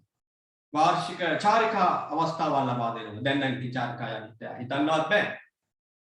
දේශීය සංචාර වගේම විදේශීය රටවල් වලත් සංචාර පහසුකම් තමන්ගේ සේවකයන්ට ලබා දෙනවා. අර ඉහළ තනතුරු ලබන ඇතම් සේවකයන්ට ඇතම් සමාගම් තෑගි දෙන්නේ අවුරුද්දට කාර් වලින්. ඔව්. කාර් වලින් තෑගි ගන්න පුළුවන් සමාගම් තියෙනවා. සේවා කාලය අවුරුදු 20ක් අවුරුදු 15ක් ඒ වගේ සාර්ථක සේවා කාලයක් සම්පූර්ණ කරන හැම සේවකයෙකුටම නෙවෙයි ටිකක් වගකීම් සහගත ඉහළ තනතුරක් ලබන්න ඕන. එවැනි සේවකයන් තෝරාගෙන වාර්ෂිකව ත්‍යාග ප්‍රදාන කරන මිලියන ගණන් වටිනා මෝටර රථවල නිවාස ලබා දෙනවා. ඒයි තමන් ළඟ ඉන්න දක්ෂ සේවකයාට වෙනත් ආයතනයක රැකියාවක් හොයාගන්නවා කියන එක ඉච්චර අපහසු කාරණයක් නෙමෙයි. එහෙමනම් තමන් ළඟ ඉන්න දක්ෂ සේවකයෝ තමන්ගේ ආයතනයේ හැර වෙනත් ආයතනයක් තෝරගත්තොත් මොකද වෙන්නේ? අපේ ව්‍යාපාරයේ දක්ෂ සේවකයෝ නැති වෙනවා. අපේ ව්‍යාපාරයේ දක්ෂ සේවකයෝ නැති වෙනවා කියන්නේ අපේ ව්‍යාපාරයේ ආදායම අඩු වෙන හේතුවක් වෙන්න පුළුවන්. ආදායම අඩු වෙන හේතුවක් කියන්නේ මොකද්ද? ව්‍යාපාරයේ ලාභ ඉපීම අඩු වෙන්න පුළුවන්. ව්‍යාපාරයේ ලාභ ඉපීම අඩු වෙනවා කියන්නේ මොකද්ද? අපේ ව්‍යාපාරය වසාදබන තත්ත්වයටපත් වෙනවා. එහෙනම් දරුවනේ මතක තියාගන්න. ඕනෑම ව්‍යවසායකයෙක්ගේ හිතේ තියෙන්න ඕන තමන්ගේ රටේ වැඩ කරන සේවකයන්ට හොඳින් සලකන්න. අහලා ඇති, ඔයාලා දැකලා ඇති. ගොඩක් ආයතනවල විශේෂයෙන්ම ඔය තනි පුද්ගල ව්‍යාපාරවල එක අයිතිකරුවෙක් කියන ව්‍යාපාරවල පොඩි කියන්නේ දියුණු වෙමින් පවතින ව්‍යාපාරක් තියෙනවා. හැබැයි වැඩ කරන සේවකයෝ එතන වැඩ කරන්නේ කැමැත්තකින් නෙමෙයි. බොහොම අකමැත්තෙන් සේවකයෝ වැඩ කරන්නේ. ආයතන ප්‍රධානී නැත්තන බොසාගේ බයිනවා. ඒ සමහර අවස්ථාවල මට ඇහිලා තියෙනවා මම පාරිභෝගිකයෙක් වශයෙන් ඒ ආයතනයේ සේවය ලබා ගන්නවා. ඒ වැඩ කරන සේවකයෝ තමන්ගේ ප්‍රධානියට බණමින් තමයි සේවය කරන්නේ. ඒ වගේ තැන්වල ඇත්තටම අපිට යන්නත් බෑ. ඇයි? බොසාට කෙලවයන් කියලා කියන එක තමන්ට රැකියාවක් දෙන, තමන්ගේ ගෙදරට බත්පත ගෙනියන, වැටුප ගන්න රැකියාව කරන තැන තමන්ගේ ආදර ප්‍රධානියට බණින කෙනාට තමන්ගේ පාරිභෝගිකයන්ට බණින්න හරි පාරිභෝගිකයන්ට අවශ්‍ය සේවය හරියට නොදෙන්න හරි වැඩ කරනවා කියන එක ඉච්චර දෙයක් නෙවෙයි. හැබැයි ඒ தත්ත්වයට එයාපත් උනේ නැත්නම් මේ සේවකයන්ගේ තියෙන නොසලකිල්ල වගේම නොදැනුවත්කම වගේම ප්‍රධානියන්ගේ තියෙන වැරදි නිසා වෙන්න පුළුවන්. අනේ නිසා මතක තියාගන්න දරුවෝ. මෙතන ඉන්න කීප දෙනාකින් එක හරි කවදක හරි ව්‍යවසායකයෙක් වුණොත් සේවකයෝ කණ්ඩායමක් පාලනය කරන පුද්ගලයෙක් වුණොත් මතක තියාගන්න. හැම සේවකයෙම මූණට බනින්නේ නැහැ. හැම සේවකයෙම ඔයත් එක්ක ඍජුවම කතා කරන්නේ නැහැ. වැරදිවත් එක කියන්නේ නැහැ. හැබැයි ඔයා නැති තැන හොඳටම දෙසනවා. ඒක මතක තියාගන්න ඕනේ. ඒක ව්‍යවසායකයෙක් විතරක් නෙවෙයි. ඔයා කවදක හරි රැකියාවක් කරන්නේ. ඔයා පිරිසක් පාලනය කරන පුද්ගලයෙක් බවට පත් වෙනවා. එතෙන්දී මතක තියාගන්න ඔයාගේ යටත් සේවකයෝ ඔයාගේ වැරදි විවේචනය කරන්නේ නැහැ. ඔයත් එක්ක ඍජුවම කෙලින්ම විවේචනය කරන්නේ නැහැ. හැබැයි නැති තැන වඩ බලනවා. එහෙම පුද්ගලයෙක් වෙන්න කවදාවත් හිතන්නේ. එහෙනම් අපි දැනගන්න ඕන මොකද්ද? අපේ යටතේ වැඩින සේවකයන්ට හොඳ රැකවරණයක්, හොඳ ගෙවීමක්, හොඳ පහසුකම් ටිකක් ලබා දෙන්න. එතෙන්දී ඒක ව්‍යාපාරයේ ප්‍රධාන අරමුණක් වෙනවා. ඒකයි මම කිව්වේ සේවක සුබ සාධනය කියලා. හරි. ඒක තමයි අපේ පාඩමේ පළවෙනි කොටස. දැන් මේ පළවෙනි කොටස සාමාන්‍යයෙන් මේ වගේ විෂයක් ඉගෙන ගනිද්දී සාකච්ඡා කරන්න ලොකු කාලයක් අවශ්‍යයි. ඔව් ඒක මම පිළිගන්නවා. සාමාන්‍ය පෙළ දරුවෙක්ගේ මනසට කාවදින ආකාරයට එයාගේ ඒ දරුවගේ ආකල්ප දියුණු වෙන ආකාරයට දරුවත් සම්බන්ධ කරගනිමින් මෙවැනි පාඩමක් සාකච්ඡා කරද්දී දිගු කාලයක් ගුරුවරයෙක් ගන්නවා. මනවත් එහෙම ආසයි. මමත් හරි කැමති අර කලින් කතා කළ තාත්තා වගේ මම ගමකින් ආපු කෙනෙක්. ඒ ගැමි ගතිය තාමත් මගේ ඇගේ තියෙනවා. සරලකම මගේ ඇගේ තවමත් තියෙනවා. ඉතින් මමත් හරි කැමති අපේ රටේ අනාගත පරපුර මම කලින් කිව්වා වගේ මෙතන ඉන්නේ ළමයෙක්ද දෙන්නෙක්ද මට අදාළ නැහැ. එකෙක් හරි මම කියන්නේ හැමගේ භාෂාවෙන් කියන්නේ එකෙක් හරි මම නිසා ගොඩ යනවා නම් මට හරි ආසයි. එතෙන්දී ගොඩ යනවා කියලා කියන්නේ විභාගයක් පාස් කරලා රැකියාවකට යනවා කියන කාරණේ විතරක්ම නෙමෙයි. ඒ කියන්නේ ගුණධර්ම එක්ක දෙමව්පියන්ට ගරු කරන, තමන්ගේ අසල්වාසීන්ට ගරු කරන, මේ හැදුණු රටට ආදරය කරන යහපත් දරුවෙක් හැදෙනවා කියන එක තමයි ගොඩ යනවා කියන්නේ. එහෙම නැත්නම් සල්ලි කන්දක නිදා ගන්න පුද්ගලයෙක් යනවා කියන්නේ එයා ගොඩ යනවා කියන එක නෙමෙයි. ඉතින් ඒ නිසා මම කැමතියි මේ වගේ විෂයක් ඔයත් එක්ක ගොඩක් සාකච්ඡා කරන්න. ඉතින් මගේ අත්දැකීම් වාක බෙදා ගන්න පුළුවන්. මම විශ්වාස කරන දේවල් ආගමික විශ්වාස නෙමෙයි මේ විශේෂ අදාළව මම විශ්වාස කරන ධර්මතාවයන්වත් එක්ක කතා කරන්න ගොඩක් කැමතියි. හැබැයි ප්‍රශ්නේ තියෙන පුතා මට කාලය කියන දේ ටිකක් සීමා සහිතයි. අන්න ඒ නිසා මම මේ වගේ විශේෂ කරුණක් ටිකක් කෙටි කාලයකින් අවසන් කරනවා. මොකද මට වැඩි අවධානයක් වැඩි කාලයක් විඩංගු කරන්න ඕන ගිණුම් කරන්න. ඒක මගේ ඇඟේ තියෙන දේ.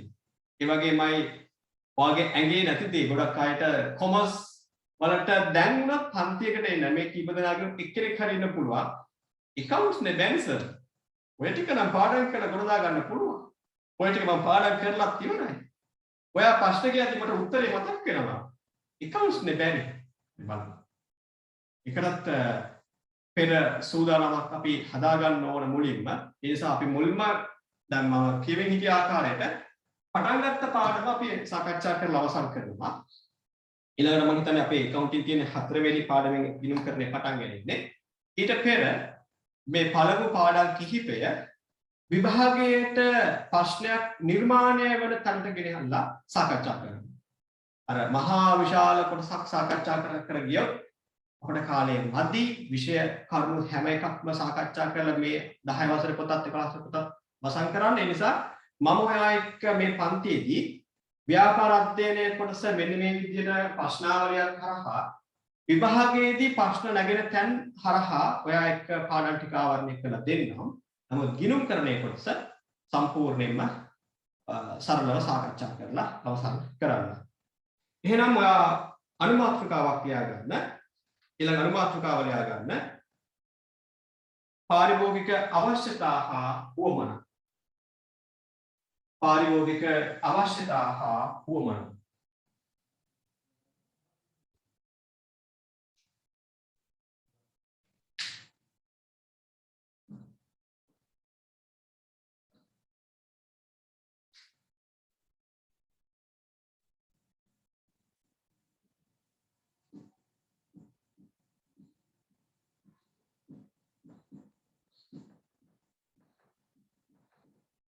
පාරිභෝගික අවශ්‍යතා හා උවමනා.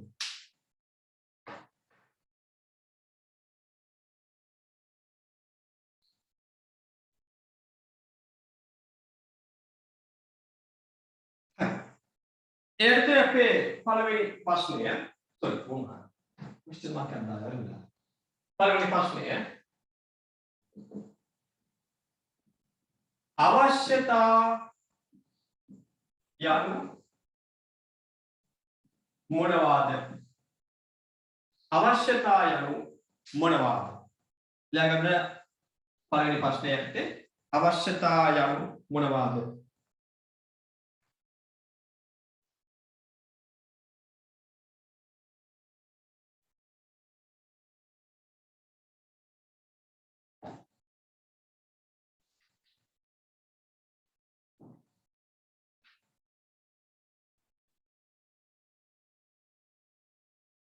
ළමයි අපි දන්නවා අපට තිබෙනවා අපේ මේ ජීවිතය ගත කරගෙන යද්දී විවිධාකාර අවශ්‍යතාවයන්. ඒ කියන්නේ මේ දේවල් අපි ළඟා කරගත්තේ නැත්නම් එවැනි දේ අපි සම්පූර්ණ කරගත්තේ නැත්නම් අපේ ජීවත් වෙන්න ටිකක් අමාරුයි. ටිකක් මේ ගොඩක් අමාරු වෙන්න පුළුවන්. දැන් අපි දන්නවා මිනිස්සෙක් වශයෙන් ඉපදුනා නම් අපට ඕන ඉන්න නිවහනක් ඕන. නේද? නිවසක් ඕන. නිවසක් කිව්වම ඉතින් තමන්ගේ රැකියාවට තමන්ගේ ආදායමට ගැලපෙන නිවසක් වෙන්න පුළුවන්. නිවසක් කිව්වම මේක පැල්පතක ඉඳලා එහෙම නැත්නම් මහා මොනවාද පේලි නිවාසයක ඉඳලා තනි නිවාසයකට ඇවිත් දෙමහල් නිවසක්, තෙමහල් නිවසක්, සිව්මහල් නිවසක් ඔය විදිහට ගිහිලා නැත්නම් නිවාස සංකීර්ණයකටත් ගිහිලා එහෙමත් බැරි නම් අභ්‍යවකාශන හො ගිහිලා අපිට ඉටු කර ගන්න ඇති වෙන අවස්ථාවක් තියෙනවා. ඔව්. අපිට අපේම ගයක් හදා ගන්න බැරි වෙයිද්දි නැත්නම් ධනවත් කියන ධන කුවේරයන් අභ්‍යවකාශෙත් තමන්ටම වෙන් කරගන්න ඉඩක් වෙන් කරගන්න උත්සාහ කරනවා නේද? පහුගිය දවස්වලත් නිවුස් වල කිව්වා අඟහරු ලෝකෙට යන්න හඳට යන්න දැන් පයිවට් ටුවර් එකක් විතර යන්නත් හැකියාව තිබෙනවා කියලා ඒ වගේ අත්දැක බැලීම් කරනවා කියලා. අපිට හඳට යන්න නෙමෙයි අපිට මේ මහ පොළොවේ ගයක් හදාගන්න හෝ අපිට ඕන කමක් තියෙනවා. මොකටද? අපේ ජීවිතය පවත්වාගෙන යන්න. අපේ ජීවිතය පවත්වාගෙන යන්න. එතෙන්දී දැන් ගොඩක් දරුවෝ දන්නවා අපේ ජීවිතය පවත්වාගෙන යන්න ගයක් තිබුණට මදි. මේ ගොඩක් පවුල්වල නෙවෙයි නේද? සමහර පවුල්වලදී තමන්ගේ තාත්තලාට අම්මලාට පොඩ්ඩක් ඒක අමතක වුණා. තමන්ගේ රැකියාවෙන් ලැබෙන වැටුපට වඩා විශාල පරිමාණයේ හීන තිබුණා. ඒ වැටුප් පරිමාණය ඉටු කරගන්න බැරි හීන තිබුණා. එතෙන්දී තමන්ට හැකියාව තියෙන්නේ තනි තට්ටුවේ නිවසක් හදාගන්න එක. හැබැයි දෙමහල් නිවසක් හදන්න කියලා. එහෙම නැත්නම් තමන්ගේ හැකියාව තිබුණේ ටිකක් මිලෙන් අඩු කොළඹ නගරයට හෝ වෙනත් නගරයක නගරේ ටිකක් දුරට වෙන්න මිලෙන් අඩු හොඳ වපසරියක් තියෙන ඉඩමක් තෝරා ගන්න එක. හැබැයි අම්මට තාත්තට ඕනා ටවුන් එකකින්ම ඉඩමක්. අවසාන මොකද වුනේ? තමන් උපයපු ධනය සමහරවිට දෙමව්පියන්ගේ ලැබුණු දායාද ඊට අමතරව ලැබෙන්න තියෙන ආදායමත් උකස් කළ බැංකුවේ ණය මුදලක් අරගෙන ඉඩමක් ගත්තා. පර්චස් වලින් ඉඩමක් ගත්තා. ටවුන් එකට කිට්ටුව. එහෙම නැත්නම් ගත්ත ඉඩමේ ලොකු ගයක් හදන්න පටන් ගත්තා. අවසානයේදී මොකද වුනේ? එයාලා එක අවශ්‍යතාවයක්. එයාලට ඕන වුණේ එක නිවසක් හදාගන්න එක. ඒකත් හදාගන්න බැරි වුණා. ඒ නිවස හදන්න වැඩ කරපු මුදල් වලින් අවසානයේ ඉතිරි දේවල් කරගන්න හැකියාව නැති වෙලා ඊටවත් අසරණ තත්ත්වයටපත් වෙච්ච සවුල් ඕන තරම් වල දැකලත් ඇති. සමහර විට මේ කතා කරන අපි අතරේ ඉන්නවා වෙන්න පුළුවන්. ඒ ඇයි මිනිස්සුන්ට තියෙනවා අවශ්‍යතාවයන් කිහිපයක් ප්‍රධාන අවශ්‍යතාවයන් කිහිපයක් තියෙනවා. මේ විෂයේදී මේ කොටසේදී ඔයා තේරුම් ගන්න ඕන ඔයාට තියෙන්නේ ජීවත් වෙන්න එක අවශ්‍යතාවයක් නෙමෙයි. අපි ඉපදුනොත් අපිට ගයක් ඕන. අපි කියනවා ඒක නිවාස අවශ්‍යතාවය කියලා. ඒ විතරක් නෙමෙයි. අපිට හොඳ සෞඛ්‍ය සම්පන්න ජීවිතයක් ගත කරන්න නම් හොඳ ආහාර වේලක් තියෙනවා. ඒ වගේමයි කාලයක පද හදාගත්තට වැඩක් නැහැ. මොලේ හැදෙන්නත් ඕන. එහෙනම් අපිට හොඳ ඊළඟට තවත් දෙයක් තියෙනවනේ. දෙයක් තිබුණ මදි, කෑවට මදි. අපේ විලිවසා ගන්න අපිට ඇඳුම් ඕන. අන්න. මිනිසුන් ජීවත් වෙන විට ඒ මිනිසුන්ගේ ඒ ජීවන චක්‍රය පවත්වා ගන්න නම් අනිවාර්යයෙන්ම ඉටු කරගන්න ඕන කාරණා කීපයක් තියෙනවා. අන්නේ කාරණාවලට කියනවා මොනවද? මිනිස් අවශ්‍යතා කියලා. හරි ලියා ගන්න පුතා. එහෙනම් අපේ ප්‍රශ්නේ ලියාගෙන ඉවරයි. ලියා ගන්න පැහැදිලි කිරීම. මිනිසුන් විසින් නැත්නම් මිනිසා විසින්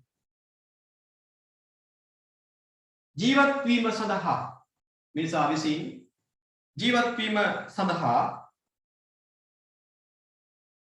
අනිවාර්යයෙන්ම ඉටු කරගත යුතු දෑ. මිනිසා විසින් ජීවත් වීම සඳහා අනිවාර්යයෙන්ම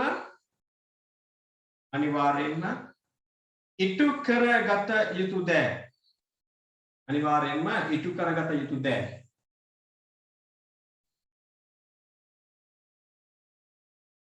මිනිස් අවශ්‍යතා ලෙස හඳුන්වයි.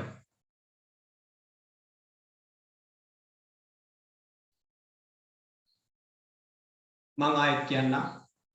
මිනිසා විසින් ජීවත් වීම සඳහා අනිවාර්යයෙන්ම ඉටු කරගත යුතු දෑ මිනිස් අවශ්‍යතා ලෙස හඳුන්වයි.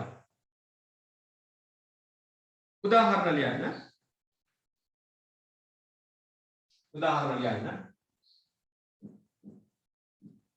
ඇඳුම්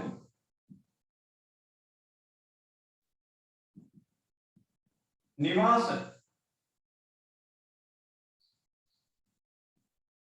ආහාර සෞඛ්‍ය අධ්‍යාපනය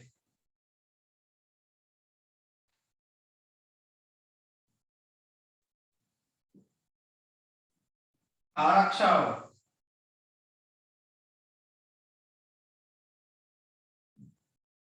පිටියට තව විනෝදාස්වාදය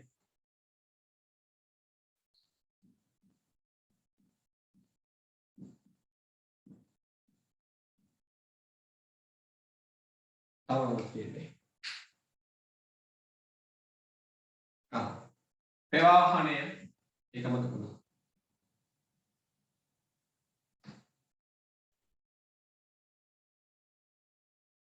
ප්‍රවාහණය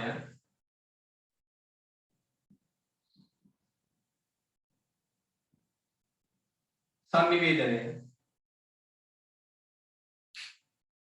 ඔන්න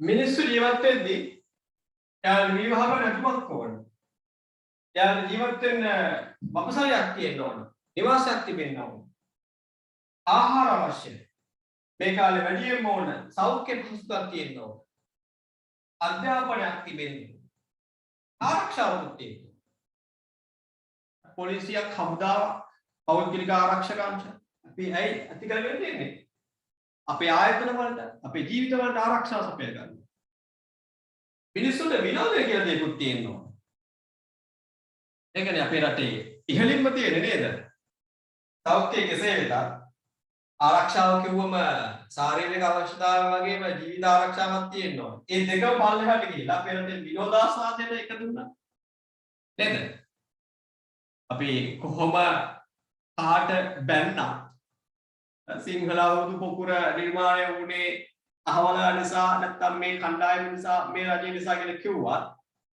මේ වසංගතය වැඩි වෙන්න රටේ මොන නීති තිබුණා අවුරුදු කාලෙට අංක එක වෙන්නේ මොකද්ද විනෝදය අවුරුදු කාලේ වගේම දෙසැම්බර් මාසේ ඊළඟට අප්‍රේල් මාසේ මිනිසුන්ට අනිත් හැම දෙයක්ම මතක වෙනවා සමහර විට ආහාරත් අමතක වෙනවා ආහාර වල එක කොටසක් විතරක් මතක් වෙලා අපේ වැඩිහිටියෝ යනවා මොකටද විනෝදාස්වාදය හොයාගෙන ඇයි ඒක මිනිස් අවශ්‍යතාවයක් හැබැයි හැම දෙයක්ම ඕනවට වඩා ඉටු කරගන්න ගියාම තමයි අපිට වැඩේ වරදින්නේ ඒක මම කියවෙන්නේ හිටියේ මෙතන ගොඩක් අවශ්‍යතා තියෙනවා සමහරු ප්‍රධාන අවශ්‍යතාවය දෙනවා ඔයත් කරයි වැඩිහිටියෙක් වෙන දවසට මේ අහගෙන ඉන්න අම්මලා තාත්තලාට මේක ලොකුම අවශ්‍යතාවය වෙලා තියෙනවා ලොකු ගයක් හදා ගන්න ඕන. සමහර රජයේ සේවකයෙක් වගේ පවුල් සම්බන්ධයක් තිබුණා. යාළ ලොකු ගෙවල් හදුවා. අවසානයේ දරුවන්ට ගමනක් යන්නේ යාළ පවුලට ගමනක් යන්නේ ප්‍රවාහන අවශ්‍යතාව සපුරා ගන්න උනා පොදු ප්‍රවාහනය කරා. පෞද්ගලික වාහනයක් මිලදී ගන්න හැකියාවක් තාම නැතුණා. මගේම සමීපතයෝ ඉන්න. ඊළඟට තමන්ගේ නිවාස වලට ආහාර වලට වැඩිමත්කමක් දීලා හම්බ කරන පඩියේ ලෝන් එක කෙවෙනවා ඉතිරි ටිකෙන් හොඳට කනවා කියන්නේ කනවා නෙවෙයි බුද්ධිනවා අවසානයේදී ලෙඩක් වුණාම මෙහෙන් ටිකක් ගන්න සෞඛ්‍ය පාසුකම් ගන්න මුදලක් නැහැ දරුවන්ට අධ්‍යාපනය ලබා දෙන්න මුදලක් ඉතිරි වෙලා නැහැ එයි උපය මුදල්ය ගේ හැදුවා හොඳට කෑවා හොඳ අඳුම් ටිකකුත් ගත්තා එයි කාගෙන්ද වැඩි හිටියන්ට වගේම ඔයාලට අවසානයේදී අවශ්‍යතාව කියලා ඉතුරු වෙන්නේ මෙන්න මේ ටික විතරක් වෙනවා සමහර අවස්ථාවල. උපයන වැටුපේ හොඳම ඇඳුම් ඕන. හොඳම පැළඳුම් ටික ඕන. ඒ කියන්නේ ආභරණ ටික ඕන. ඊළඟට ලොකු ගයක් හදා ගන්න ඕන බැබලෙන්න. මහා මාළිගයක ජීවත් වෙන්න ආසාව තියෙනවා. හොඳම කෑම කන්න ඕන. ජීවිතයේ අන්තිම කෑම වේල හිතාගෙන තමයි හැම කෑම වේලක් මෙයාලන් බලන්න. අන්න ලැජ්ජයි නේද? ආල කීවතාවක් කරලා නැද්ද? සමහර හොටෙල් වලට ගියාම කෑම මේසට කෑම ටික ආවම කන්න කලින් මොකද කරේ මුළු ලෝකෙටම කනවා කියලා ශිල්පයක් එනවා. කල්පනා කරලා බලන්න. අපි වගේ මධ්‍ය ප්‍රාන්තිකයෝ මම මධ්‍ය ප්‍රාන්තිකයෝ. පහළම ස්තරයකින් ආපු කෙනෙක් අතත් කිව්වොත් මම හැමතැනම කියන දෙයක්. අපි වගේ මධ්‍ය ප්‍රාන්තිකයෝ රෙස්ටොරන්ට් එකට ගිහිල්ලා පෙනුමට තිබෙන ලස්සන කෑම එකක් කෑම අපි කන්නේ පෙනුමට අරගෙන කෑම එක මිලදීගෙන කන්න කලින් මොකද්ද කරන්නේ? කන්න කලින් අපි මොකද්ද කරන්නේ? සෙල්ෆියක් ගන්නවා. එයි අපි මේ වගේ කෑමක් කනවා හොරෝ කියලා පෙන්නනවා. හරිම එක මන් දන්නේ මම නම් කවදාවත් කරලත් නැහැ. මම නම් කවදාවත් ඒ වගේ වැඩ කරලා නැහැ. හැබැයි මගේ යාළුවෝ පවා මගේ හිතවතුරන් පවා මගේ ගෝලයෝ පවා මම කොයිතරම් දේවල් කිව්වා කරනවා. ඇයි? යාළුවෝ හිතනවා ඒක ලොකු දෙයක් කියලා. හැබැයි තුන් වේලටම ඔයාලා මතක තියාගන්න. තුන් වේලටම තරුපන්තියේ හොටෙල් වලින් කෑම කමින් තරුපන්තියේ හොටෙල් වලම ජීවත් වෙන මිනිස්සු කණ්ඩායමක් කියනවා. එයාලා තමන්ගේ කෑම වේලත් එක්ක සෙල්ෆි ගහන්නේ නැහැ. එයාලා එහෙම ගහලා සෙල්ෆි ගහලා සමාජ මාධ්‍යට දැම්මොත් අපි කාලා තියෙන්නේ මොනවද කියලා හිතෙන්න පුළුවන්. එයාලගේ කන කෑමත් එක්ක බලුවම අපි කාලා තියෙන්නේ අර අපි කෑම කාලා විසි කරන අපද්‍රව ටික අහුලගෙන කන බලවනවා වගේ. කියන්නේ ගත යුත්තක් නැහැ. ඊට වඩා අපි කහපුවට වඩා රසවත් මිලෙන් අධික ස්තරම්ම ගුණේ යුතු ස්තරම් වටිනාකමක් තියෙන අපිට හිතා ගන්නවත් බැරි මිලක් අය කරන කෑම ජාති මේ ලෝකෙ තියෙනවා. ඒ කෑම කන අය කවදාවත් සෙල්ෆි ගහුවේ නැහැ. මොකද ඒ සෙල්ෆි ගහන වෙලාවෙත් එයාලට හිතන්න දේවල් තිබුණා. එයාගේ සෞඛ්‍ය ගැන, එයාගේ වෙනත් විනෝද අවශ්‍යතාවයන් ගැන, එයාගේ අධ්‍යාපනයක් ගැන හිතන්න තිබුණා. නැත්නම් එයාගේ ව්‍යාපාර ගැන හිතන්න තිබුණා. තමයි තියාගන්න ඕනේ. සමහරට ඔයා මාත් එක්ක ඉගෙන ගන්න අවසාන දවස මේක වෙන්න පුළුවන්. මට මම අදින්න එපා වෙනවා වෙන්න පුළුවන්. හැබැයි එක දෙයක් ඉඳලා අරගෙන යන්න. එක දෙයක් හිතේ තියාගන්න. අපිට තියෙන ගොඩාක් අවශ්‍යතා. හැබැයි ඒ අවශ්‍යතා ඉටු කරගන්නදී අපි දැනගන්න ඕන අපේ ඇතුළේම සයන්ගිනියක් තියාගන්න. අපිට ගොඩාක් අවශ්‍යතා තියෙනවා ලොකු වෙද්දී. වැඩිහිටියෙක් කෙනෙකුට අපිට ගොඩාක් අවශ්‍යතා ඇති වෙනවා. ඒ අවශ්‍යතා ඉටු කරගන්නදී කාටවත් ඕන විදියට කවුරුවත් කිව්ව පළිට බෑ. ආගේ ලිස්ට් එකේ ප්‍රමුඛත්වයෙන් දෙන්න ඕන මොකක්ද කියලා අපේ අමු තීරණය කරන්න. එහෙම වුණොත් අටවත් වෙන එකක් නෑ. හරි. පාඩමයව අපි ගෙවෙන් ඉන්නේ අවශ්‍යතාව ගැන අවශ්‍යතා ලිස්ට් එකක් ලියාගත්තා. ඊළඟ ප්‍රශ්නේ ලියා ගන්න. උවමනා යනු මොනවාද? ඊළඟ ප්‍රශ්නේ ලියා ගන්න දෙවෙනි ප්‍රශ්නය. උවමනා යනු මොනවාද?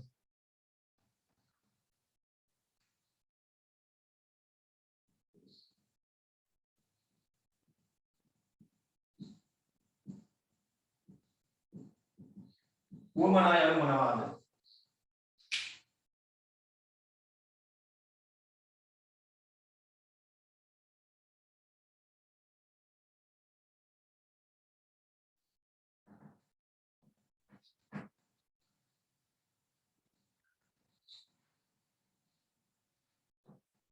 උවමනා යනු මොනවාද කියලා ලියලා ගන්න මේක පැහැදිලි කිරීම.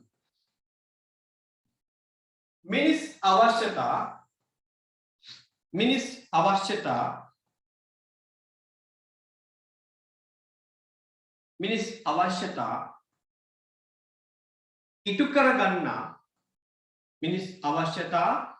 ඉටු කර ගන්නා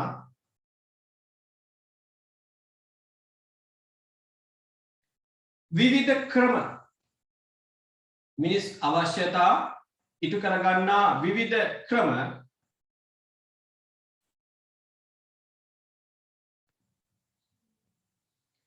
උවමනා ලෙස හඳුන්වයි. මිනිස් අවශ්‍යතා ඉටු කර ගන්නා විවිධ ක්‍රම උවමනා ලෙස හඳුන්වයි.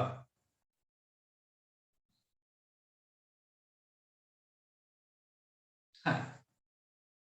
ඒකෙවේ දැන් අපි දන්නවා අවශ්‍යතා කියන්නේ මොනවද කියලා. අවශ්‍යතා කියන්නේ ඒක මිනිසුන්ට විතරක් නෙමෙයි සතුන්ට පවා ඕනෑම ජීවියෙක්ට තමන්ගේ ජීවය පවත්වා ගන්න අනිවාර්යයෙන්ම කරගන්න ඕන දේවල් තියෙනවා. දැන් කොරෝනා ගැන අපි කතා කරමු. ඒ COVID-19 විතර නෙමෙයි වෙන වෛරස් පවා අපේ ඇඟට ඇතුල් වෙන්නේ ඇයි? ඒ වෛරසය කියන්නේ ජීවයක්. එයාට අවශ්‍යයි පවතින්න. එයා පවතින්නේ කොහේද? අවසනාවකට අපේ ශරීරය තුල. අන්න ඒකයි අපිට තියෙන ගැටලුව. එයා එළියේ ඉන්නවනම් අපේ ඇඟට ඇතුල් නොවි ඕන කොරෝනාවක් ආවනම් කමක් නෑ. නේද? ඩෙල්ටා නෙවෙයි ඕන ප්‍රභේදයක් කවන්න එළියේ තියෙනවනම්. පස්සේ දෙන්නේ එයාට ජීවත් වෙන්න ඕනේ තවත් කෙනෙක්ගේ ඇඟ ඇතුළේ. විශේෂයෙන් මිනිසුන්ගේ ඇඟ ඇතුළේ. අන්න. ඒක තමයි යාගේ නිවස වෙන්නේ. අපි තමයි යාගේ අපේ මේ පෙරහල ආශ්‍රිත මේ ශරීරය තමයි යාගේ නිවස වෙන්නේ. ඒ වෛරස් වල. ඒක අපි යත් එක තරහ. අන්න. හැම ජීවියෙක්ටම මිනිසාට හැම ජීවියෙක්ටම තිබෙනවා තමන්ගේ ජීවය පවත්වා ගන්න අනිවාර්යයෙන්ම ඉටු කර ගන්න ඕන කොන්දේසි. අපි ඒවට කිව්වා අවශ්‍යතා කියලා. එතකොට ඒක අවශ්‍යතාවයක් තමයි ඇඳුම්. මේ ඇඳුම් කියන අවශ්‍යතාවය ඉටු කර ගන්න පුළුවන් විධික්‍රම ඕනෑ තරම් අපිට තිබෙනවා. අපි ඒකට කියනවා මොකද්ද? උවමනා කියලා. අපිට ගමනක් යද්දී අපිට තෝරා ගන්න පුළුවන් විවිධ ඇඳුම් මාළිත් තියෙනවා. අපි ඒකට කියනවා උවමනා කියලා. මොනවද? ගවුම්, කාලිසම, කමිසය, සාරම, සාරි ඒ ආදී වශයෙන් බලනවා ඕනතරම් ක්‍රම තියෙනවා. මොකද්ද? ඇඳුම් කියන අවස්ථාවේ ඉපදෙනවා. කලින් කතා කළා වගේ නිවාස. නිවාස කියන අවස්ථාවේ මිනිසුන්ට ඇති වෙද්දී ඕනෑතරම් ක්‍රම තියෙනවා ඒක ඉටු කරගන්න. අර ඈත ගම්මානයක ගහක් උඩ හදපු හේලේ පැල නැත්නම් කටුමැටි ගෙය කරුවෙන් මැදුම් තනි තට්ටුවේ නිවාසය නැත්නම් තට්ටු නිවාස එහෙම නැත්නම් දියේ පාවෙන නිවාස ගල් ගුහා ඒ ආදි වශයෙන් නිවාස කියන අවශ්‍යතාවය ඉටු කරගන්න විවිධ ක්‍රම තියෙනවා. අපි ඒවට කියනවා උවමනා කියලා. එහෙනම් පාට මෙතනදී වාට සැලකිලිමත් වෙන්න ඕන කාරණයක් තියෙනවා. ඔයාලා අවශ්‍යතාව කියන එක අමුතුවෙන් හිතන්න දෙයක් නැහැ. ඔයා උපදිනවා කියන්නේ ඔයා ඉපදිලා ඉවරයිනේ දැන්. ඔයා ඉපදිලා ඉවරයි කියන්නේ ඔයාට අවශ්‍යතාව කියන දේ ඇති වෙලා අවසන්. තාර්කික වෙන්න ඕනේ. දැන් අවශ්‍යතාව ගැන නෙමෙයි ඔයා හිතන්න ඕනේ. ඒ අවශ්‍යතාව ඉටු කරගන්නේ කොහොමද කියන එක. ඒක තමයි ඔයා වැඩ විමසා බලන්න ඕනේ. මොකද ජීවියෙක් ඇති වුණා කියන්නේ එයාට අනිවාර්යයෙන්ම පවතින්න ඕනේ. එයාට පවතින්න නම් එයා වැඩිපුර සලකා බලන්න ඕනේ මොනවද? ඒ පවතින අවශ්‍ය කොන්දේසි ටික කොහොමද ඉටු කරගන්නේ කියන්නේ. උවමනා ගැන අපි හිතන්න ඕනේ. හරි. අපිට අපේ ටෙක්ස්ට් බුක් එකේ නම් තිබෙනවා අවශ්‍යතාවල ලක්ෂණ සහ උවමනාවල ලක්ෂණ සාකච්ඡා කරන්න වෙනම කොටසක්. හැබැයි මම ඊට කලින් කැමතියි ඔයාට මේ අවශ්‍යතාව හා උවමනා අතර අන්තර් සම්බන්ධය තේරුම් ගන්න පොඩි වෙලාවක් දෙනවා. පොඩි වෙලාවක් නේ මම ලොකු වෙලාවක් දෙනවා. අන්න ඒ නිසා මම ඔයාට අද දෙනවා පොඩි හෝම්වර්ක් එකක්. ඔයාලගේ 10 වසරේ පොතේ 5 වෙනි පිටුවේ තිබෙනවා ක්‍රියාකාරකම අංක 2. 10 වෙනි වසරේ අපි මේ පාඩම සාකච්ඡා කරන්නේ. ඒකේ 5 වෙනි පිටුවේ තියෙනවා දෙවෙනි ක්‍රියාකාරකම. මොකද තියෙන්නේ ඔබ පහත දැක්කෙන අවශ්‍යතා සපුරා ගන්නා විවිධ ආකාර සඳහන් කරන්න. දදින අවශ්‍යතාවය ආහාර, ඇඳුම්, වාසස්ථාන, අධ්‍යාපනය, සෞඛ්‍ය, ආරක්ෂාව, ප්‍රවාහනය, sannivedanaය, විනෝදය. ඔයගෙන් අහනවා මේ අවශ්‍යතා සම්පූර්ණ කරගන්නා උවමනා මොනවද කියලා. නැත්නම් විවිධ ආකාර මොනවද කියලා. අඩුම තරමේ 3ක්වත් ලියන්න. එතකොට ඔයාගේ පොතේ එක අවශ්‍යතාවයක් කියනවා. ඒ අවශ්‍යතාවය සපුර ගන්නා ක්‍රම අඩුම 3ක්වත් ඉස්සරහින් කල්පනා කරලා ලියන්න. ඒක තමයි අද ඔයාගේ පන්තියේ අවසාන ලබා දෙන හෝම්වර්ක්. එහෙනම් කලින් කිව්ව විදිහට ඊළඟ දවසේ ඉඳලා අපි ඊට වඩා විධිමත්ව සකස් කරපු ප්‍රශ්න පත්‍රයක් මගින් මේ පාඩම් ටික සාකච්ඡා කරමු. අද දවසේ හඳුනා දීමක් වශයෙන් ආරම්භයක් වශයෙන් මම ආරම්භ කළ පාඩම් කොටස මම මෙතනින් නතර කරනවා.